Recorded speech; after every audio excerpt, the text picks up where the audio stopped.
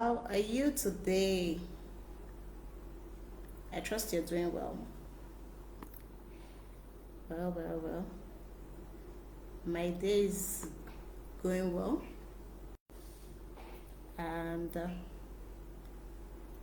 oops. I hope you can see me. Yes, you're welcome. Good day, everyone. You're welcome to our Back to School series.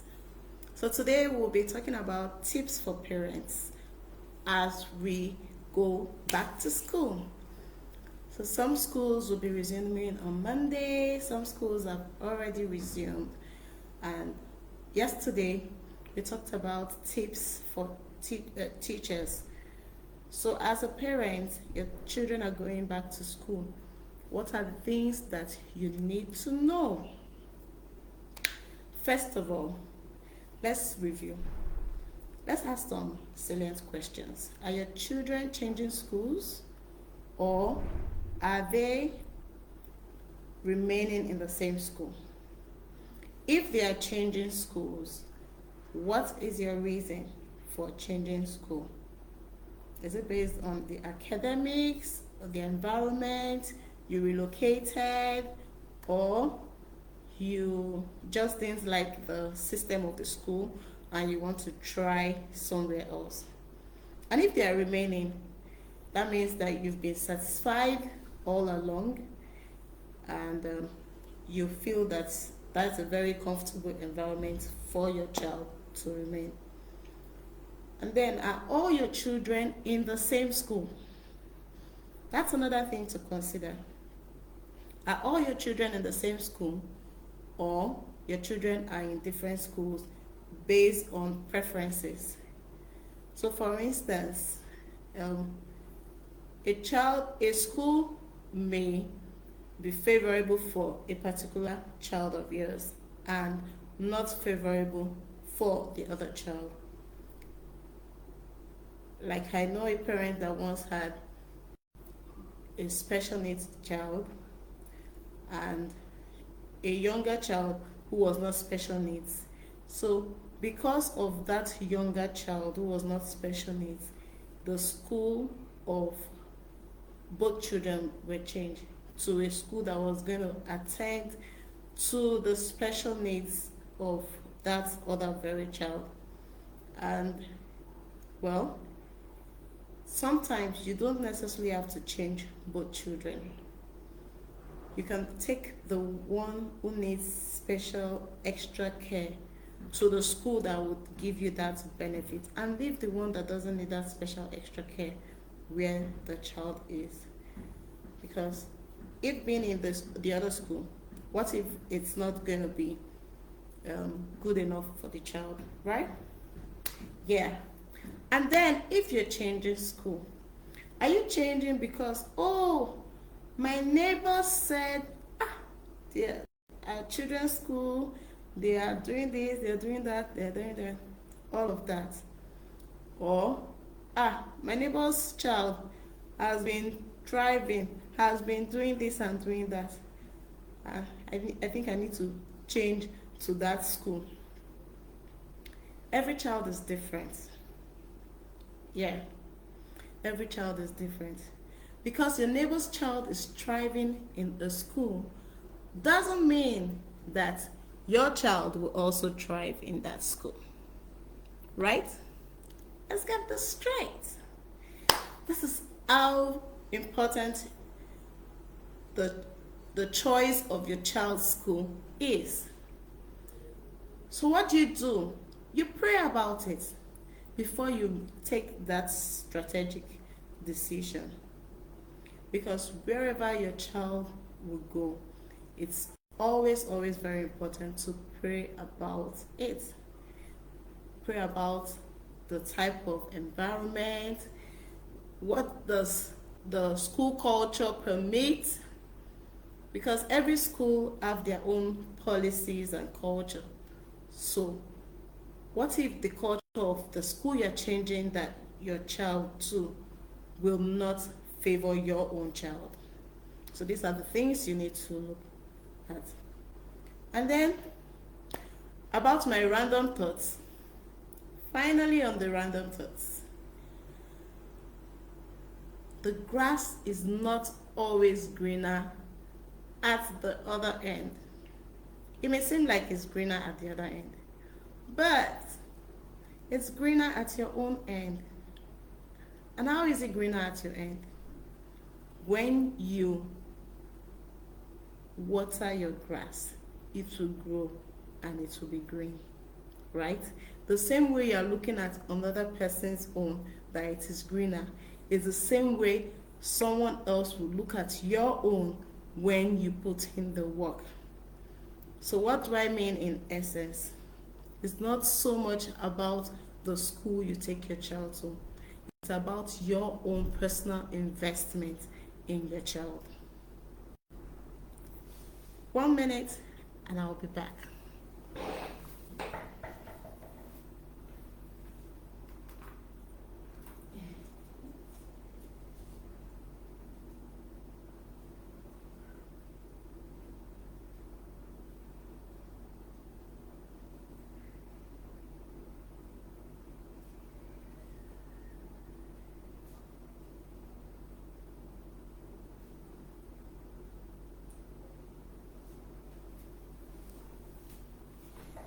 I am back. Did I take your time? Oh, I guess not. Okay, so back to what we were saying. We're talking about your investment in your child. What time are you putting into going through your child's work? Or if you don't have the time, have you assigned someone that responsibility? Like how in the corporate world they'll say outsource that responsibility to someone else.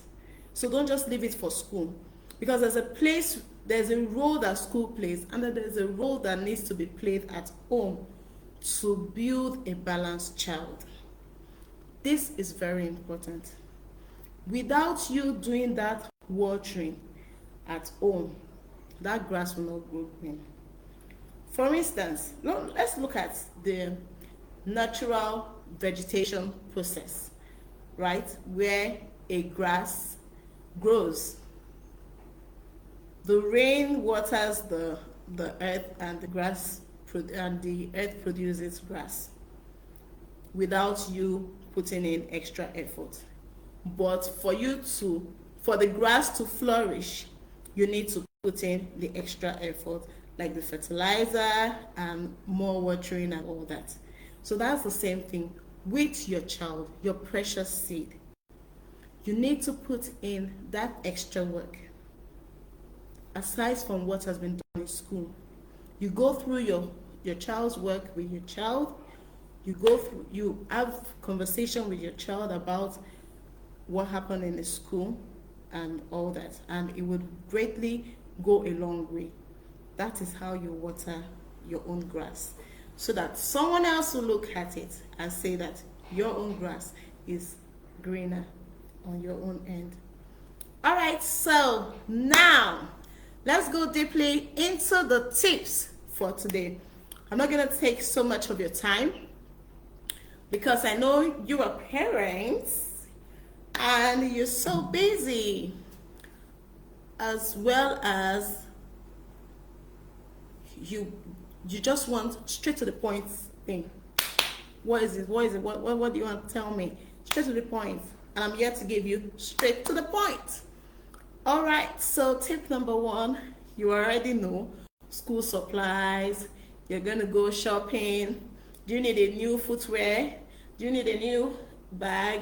Do you need a new school uniform?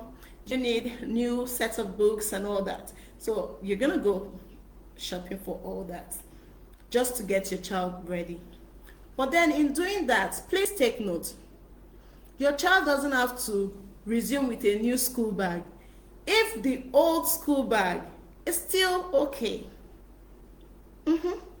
Yeah, you heard me right. Why is your child resuming with a new school bag when there's nothing wrong with the old school bag? I mean, in this economy, you need to learn to keep your money. And it's also a training for the child. You don't just do away with things when they are not worn out. It's also a training. Or maybe the child it's not, the item is not worn out, but the child has used it for a long time. I feel okay, you just want the child to feel this freshness and newness. That's okay. But but there has to be a reason. Not that you just want to change the bag or shoe or whatever because it's a new school year. I don't think that is enough reason because it's a new school year. There has to be a greater reason for it, right? Thank you. And then another tip is you need to set academic goals. Yeah, and encourage reading. How do you set academic goals? From the child's last performances in the previous school year, you will before now you will have sat your child down, and if you have not done that between now and Monday, you have the opportunity to do that. Sit your child down and have the discussion. It should be a conversation. It's a two-way thing. Don't just come and impose on your child that this time I'm paying your fees, so you must have 10 A's. No. Don't do that to your child. Your child is an entity. Your child also has rights, right? So you need to identify that child being an entity also needs to have the privilege of speaking up. So how do you do that? You have a conversation with your child. You discuss with your child that, okay, last time I wasn't very comfortable with your grades. I would like you to put in more effort. And then you set out a plan. How do you think we can help you accomplish this or get you to reach this goal? Then you would have that discussion.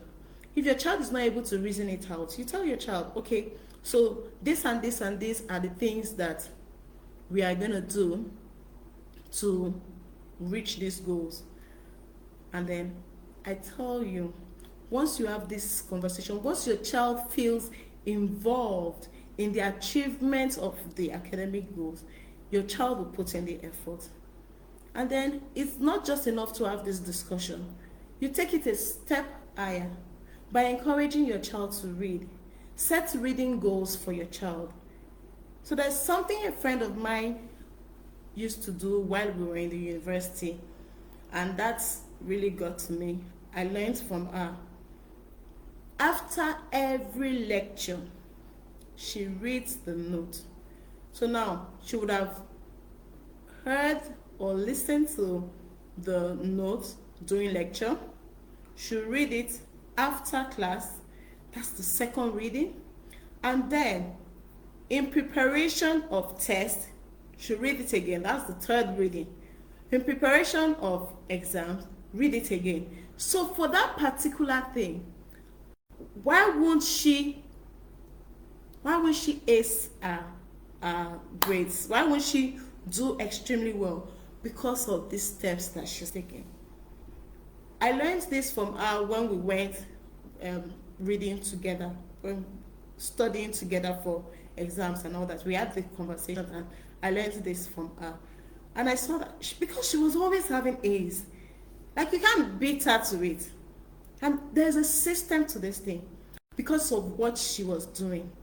So you can imagine that. So you need to discuss.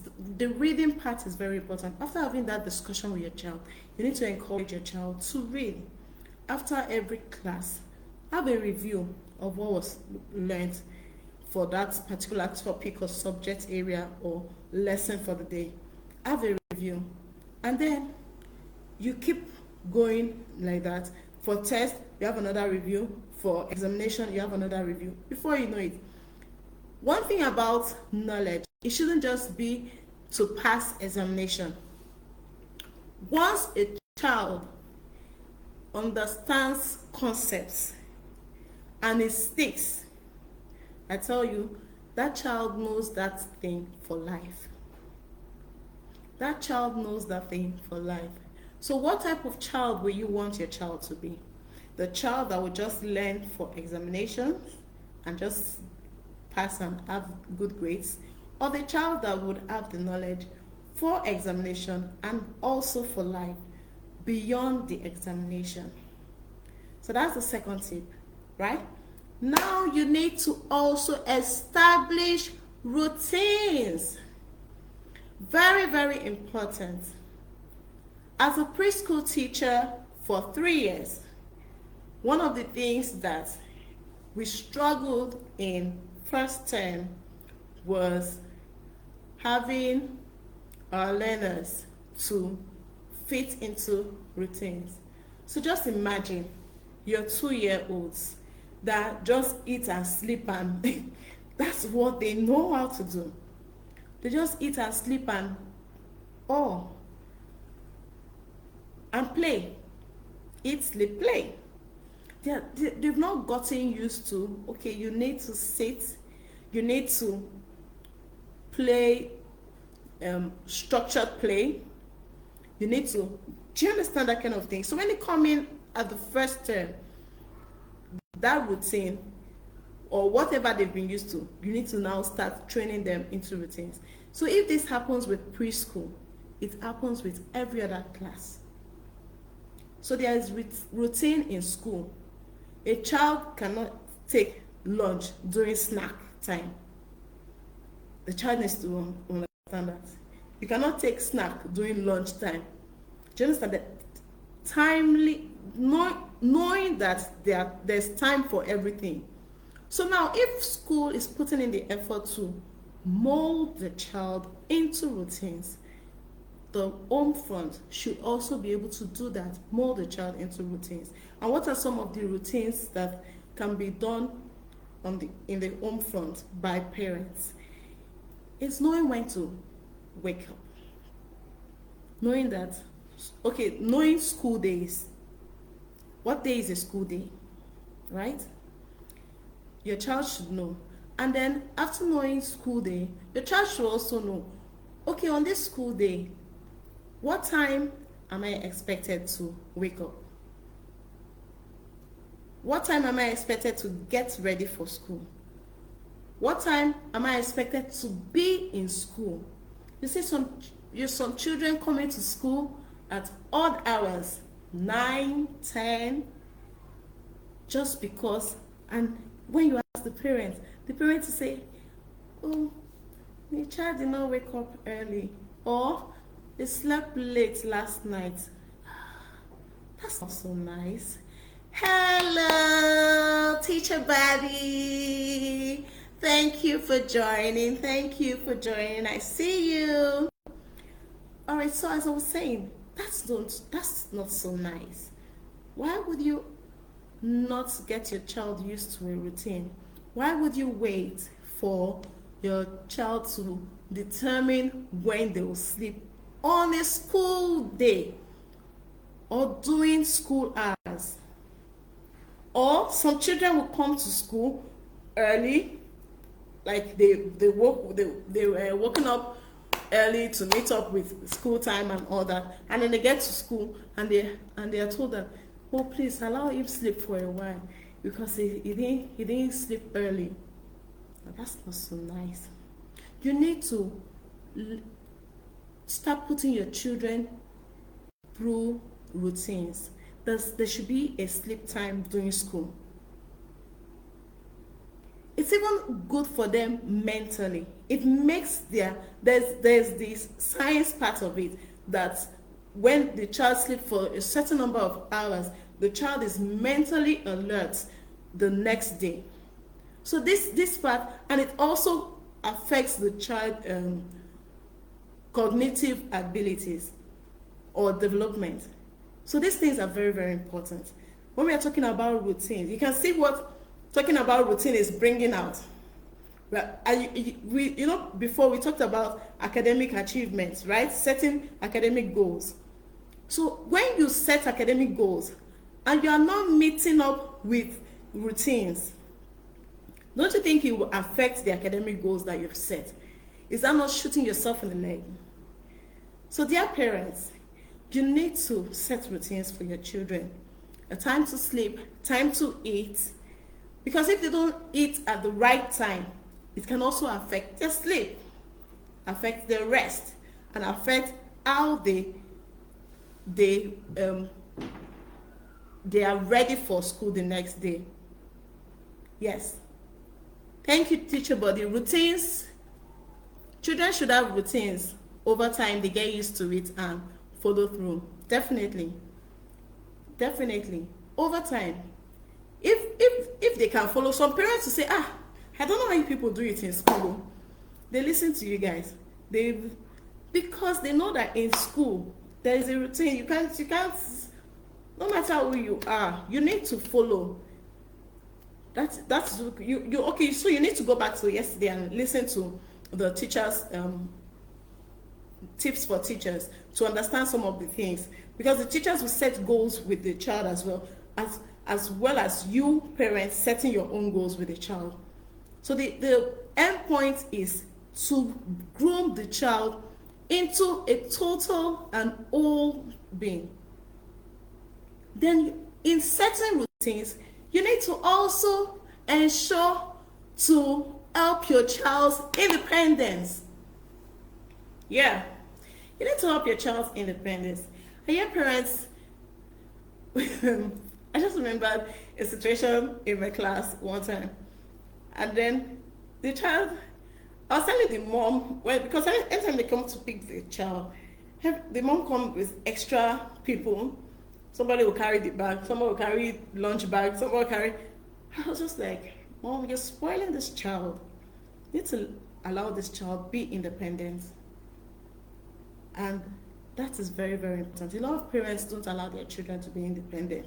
A pen will fall and they are quick to pick it up for the child, instead of redirecting that child to pick that pen. Some children will be reluctant to do it. They are reluctant the first day. You correct them. You direct them to do it. They are reluctant the next day. When they see that you are not giving in to them, they will learn to be independent. And being independent helps the child.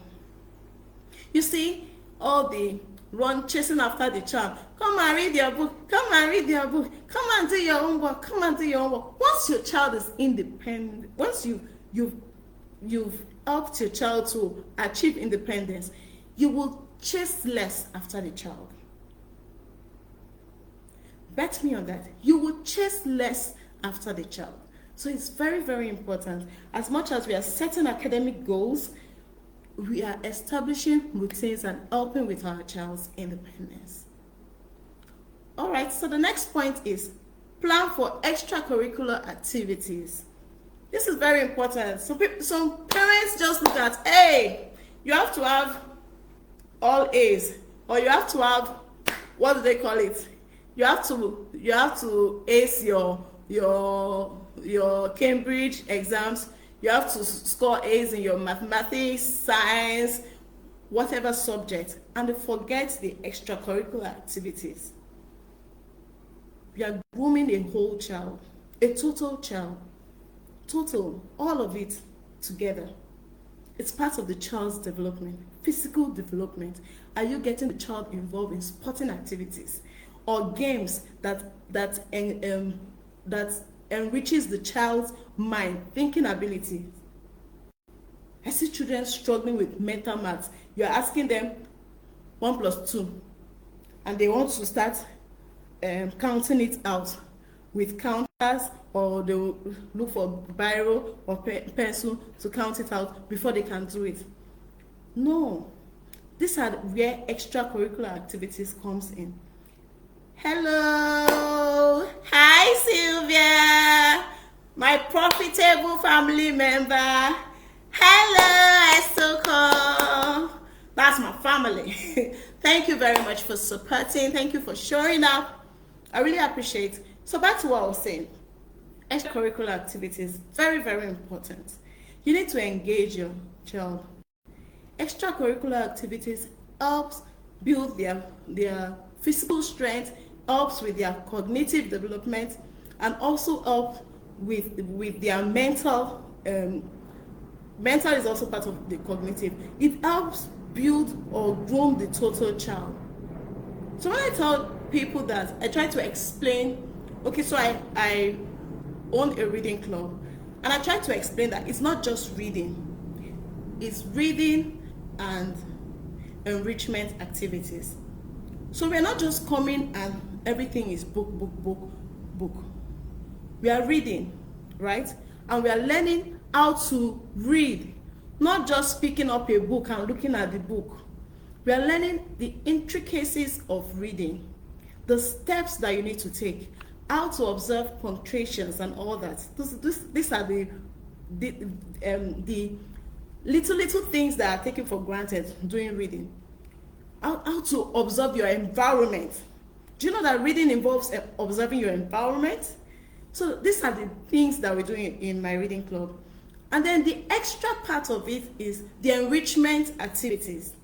The enrichment activities are like extracurricular activities to build on the child's mental skills, to build on the child's physical abilities and all that. So it's very, very important. Dear parents, please, in this school year, engage your children in extracurricular activities. If the school that your child is in doesn't have any provision for that, I really doubt, because it is part, in Lagos State, it is part of the regulation. It should be part of the school policy to have at least 2 extracurricular activities. Beyond what is done in the school, take it a step higher. Engage your child in extracurricular activities over the weekend. I know a child, one former student of mine, is involved in swimming in school, but every weekend, every Saturday, the mother takes her for extra swimming outside. So just imagine how that child's swimming abilities will be. He'll be different from the person that is just only limited to the one that school does. So enough said about that, so that we've taken a lot, and I have like 10 steps. So we are just on 4. All right, so 5th one, very briefly, let's celebrate achievements. Celebrate your little wins. Your child did not get A, but got B. Appreciate that child. Celebrate that child. Don't kill the child's morale. I learned very recently that failure is redirection. So if the child did not get A, like how you had anticipated, but the child got B, or the child has shown strength in another area that you did not really focus on, that should tell you something. That should tell you something. That failure in this area is redirecting that child to that other area that the child is doing better in. So please celebrate every wins, every achievement. That your child was able to write 1. You've not seen me teach in class. Oh my God. Stroke down. That you're able to stroke it, however crooked it is. The way we will jump and celebrate that you were able to do it. Because children love to be celebrated. When you do that, when you celebrate that little win, the child will do more. The child will do better. And the child will feel very comfortable with you. All my years in early years, as an early year educator, I always have children that are inclined to me. They see me as their place of comfort. And it's not, there's a system to this thing. It didn't just happen. That children would, once they come in crying, once they see me, they are relaxed. There's a system. Because I encourage my learners. I encourage them. No matter where they are, no matter the level of their achievements, I make them comfortable being around me. Make the error with me so that I can correct you, so that you won't go outside and make the error. So parents, dear parents, please encourage your children to make the error with you. Don't try to make them all stiff up and like, I cannot afford to make mistakes and all that. Some of us have been there and we've done that, but did it help us? No.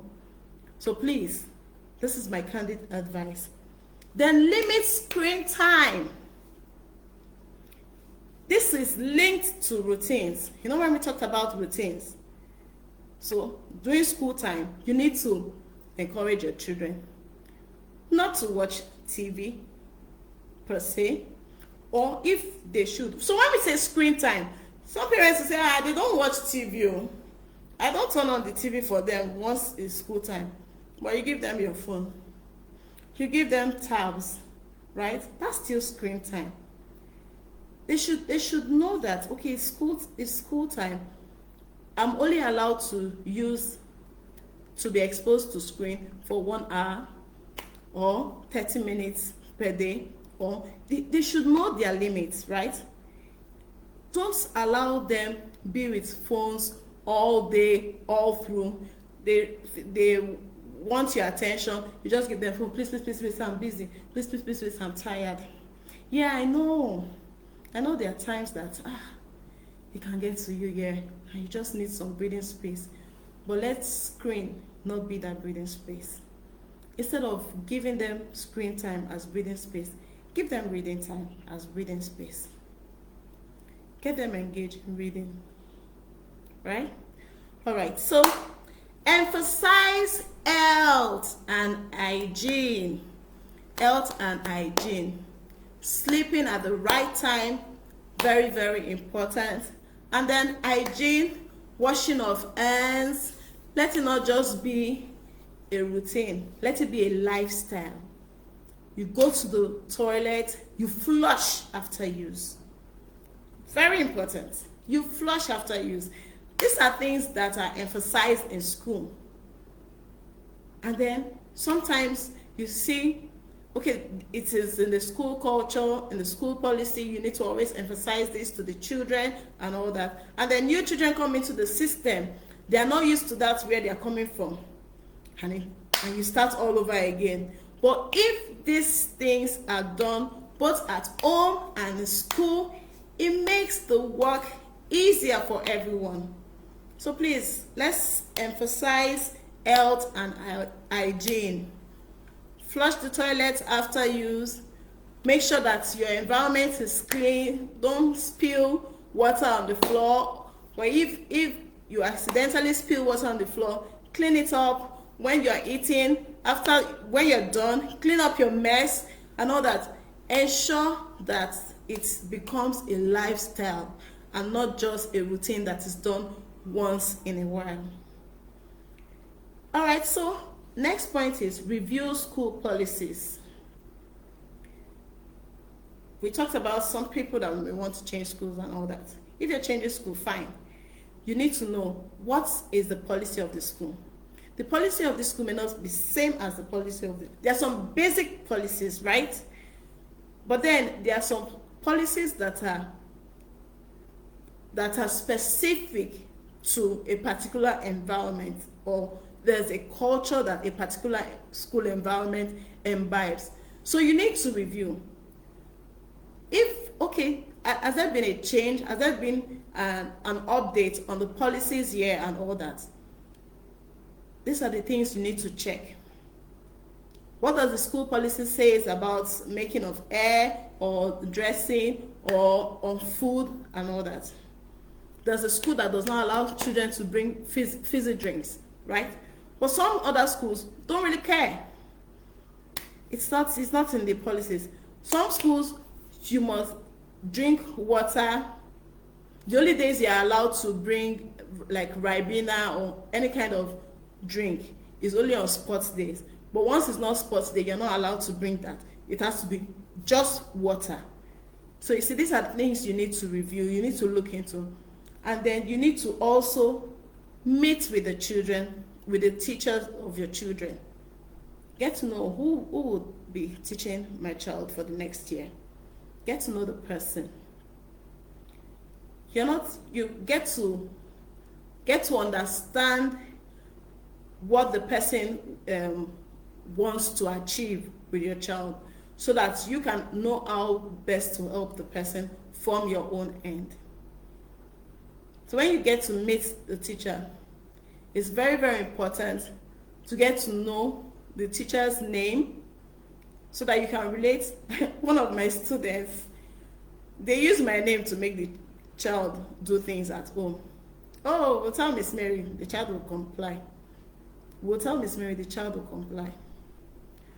But that's because there was a relationship between home and school. Right? Okay, so let me not waste time there. Stay informed and be involved. Everything we've been saying, just like the summary of it all. Be informed about what is happening in your child's life, about the friends that your child likes in school.